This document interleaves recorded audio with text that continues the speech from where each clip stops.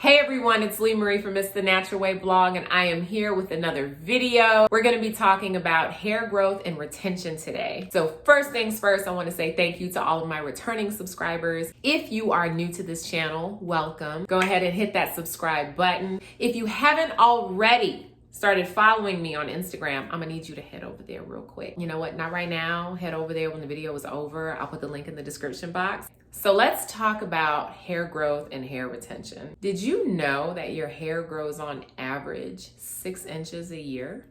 That's like half an inch a month. There's a huge myth that black hair can't grow.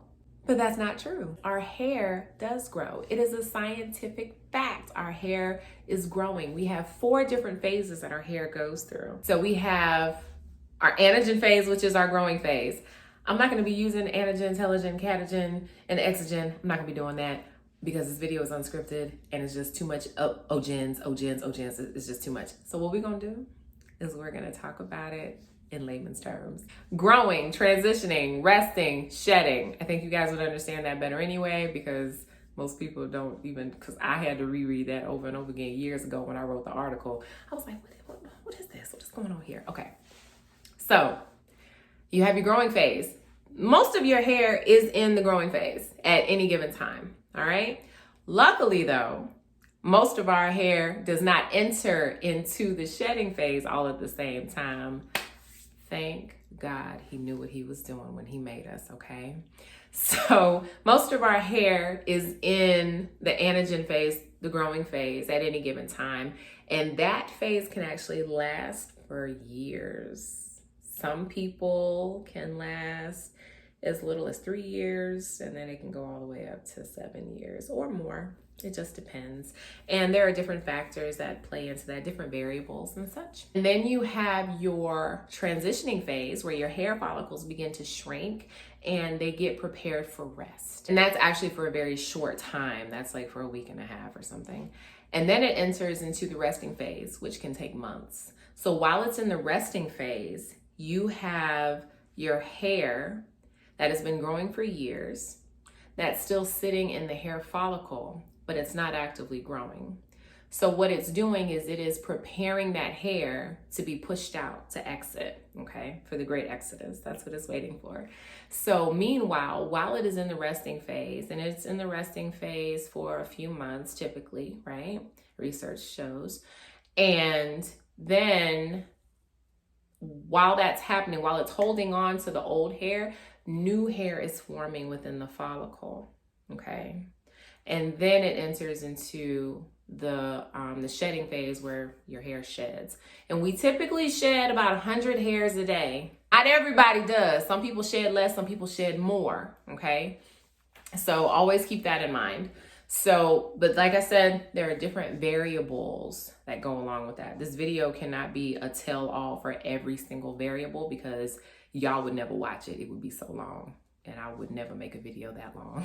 So now that we got the 4 phases out of the way, let's debunk this myth that black hair can't grow, because black hair does grow. It's just about retaining our hair length. Well, it doesn't matter how much your hair grows. It's about how much of your hair growth can you retain. 5 factors, okay, that I'm going to point out. Number 1 is what you put into your body, because your hair is a reflection of you and what you put into yourself. So if you eat bad, your skin is gonna be bad, your hair is gonna be dull, your nails are gonna be brittle. What goes in must come out. You wanna pay attention to your diet. If you are a very busy person, like me, for example, I'm busy all the time. I told y'all before in another video, I have 3 kids, I'm a single mom. I don't have time to sit down and make a salad and, you know, blacken some salmon and all that stuff. I don't have time to do that. So what I like to do, especially during the warmer months like it is now, I love making smoothies. I love making smoothies, okay? And you can also take vitamins too. You can take a multivitamin. Ladies, prenatal vitamins are amazing. You don't just have to wait until you're pregnant to take prenatals. You can take prenatals anytime, okay? So you can make smoothies or you can take a prenatal, okay? Smoothies take a little bit more time. Prenatals, you just pop one, drink a swig of water and go on about your business, all right? So also, drinking water, increasing your water intake can do wonders for your hair. And for your hair retention, it can, I'm telling you, because the water, the natural water that you take into your body, it actually lubricates the hair on your head. And that may sound far-fetched, but you really got to think about it. I know that we're natural, okay? So it's not like it can just make its way all the way down the shaft, because we have a lot of kinks and coils and all of that stuff. But the more water that you drink, the more healthy your body's going to be overall. So it's really not a bad investment, okay? So I also have something for you guys down in the description box. It is a free ebook for some different fruit-infused water recipes. Okay, so if you are interested in increasing your water intake, but you're one of those people and you're just like, I don't really like the way water tastes, then if you try those recipes, you'll love it and it'll be awesome. All right, okay. So moving on to number 2. You want to make sure that your hair is in protective styles. So if you're constantly having to touch your hair every single day, and you're not really doing what you're supposed to do with your hair, and you're having to detangle it, and you're having to manipulate it and put it up and hold it like this, and putting it in puffs and all that stuff. If you have to do that every single day, your hair is going to be prone to more breakage. It's not protected, and your hair is going to break off and it's going to fall out. Once you get split ends, you have to cut it above the split, because if you don't, it's going to continue to split up to the root, and then it's going to cause even bigger problems. And you do not want a head full of straw, because that's what it's going to feel like. That's what it's going to look like. So make sure that you are doing protective styles. And I know, like, I'm talking to y'all about protective styles and not putting your hand all in your hair. And I got my hand all in my hair, but that's because it feels like a cloud right now. Sidebar, let's just get off topic for a second. Y'all, like, y'all ever be, okay, so like I was touching my hair and it was feeling, kind of dull. So I got my shears and I cut my ends, and then I went on about my wash routine. And y'all, it's so soft now. I can't keep my hands out of it. It's so soft. It's so soft. All right, getting back to the video. Make sure you're using the proper hair products. So everybody knows what works for them. You have some products that just work better than others. Make sure that you're using the right kind that allows your hair to thrive.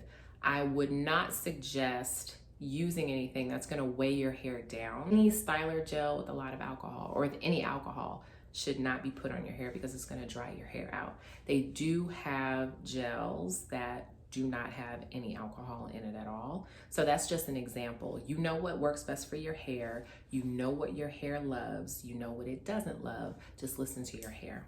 Also, let's talk about proper night care. Wrapping your hair up at night.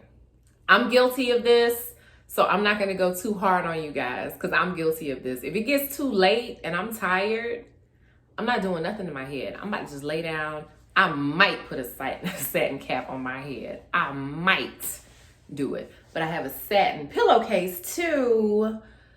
So, I mean, it's not too bad. But when I do it, I always regret it on wash day during that week, because my hair is just, so tangled. So I have to fight with my hair. So you want to make sure that at night you're tying your hair up. If you like to wear your hair out and you're not putting it in as many protective styles throughout the weeks, then what you want to do is you want to get a spray bottle. I got a spray bottle right here. Get a spray bottle. I also have a mister that I got from Sally's. I love my mister. So you can get a spray bottle, put some warm water in here, because we all know that warm water opens up the follicles, right? And well, it opens up your hair shaft. I'm sorry. It opens up your hair shaft and it allows you to moisturize your hair. Just do that, okay? Get you some moisturizer, moisturize your hair, twist it up at night, tie it up at night, and then go to bed. You will be thankful for it in the morning. If you're like me and you like to stay up late because you're doing whatever, because you have kids or whatever, know yourself well enough to start wrapping your hair up before you get too sleepy. When you have the energy to do it, that's when you need to be tying your hair up. The last step is to love your hair for what she is. Love your hair. That's a holistic standpoint. I know everyone may not agree, and yes, I did refer to your hair as a she. It's an extension of you. So love your hair for what she is, because it's a part of you, sis. It's a part of you, love. So make sure that you are loving your hair. You're not looking at anyone else's hair and wishing that you had her hair and looking at somebody else's hair, because everything that glitters is not gold. All right. So make sure that you are loving yourself, loving your hair. Eat right, protect your hair, use the right products, and you should be good to go. All right, so that's all I have for you guys. I know that was kind of long-winded. I hope you guys enjoyed the video, and I will be back with another video later. Bye.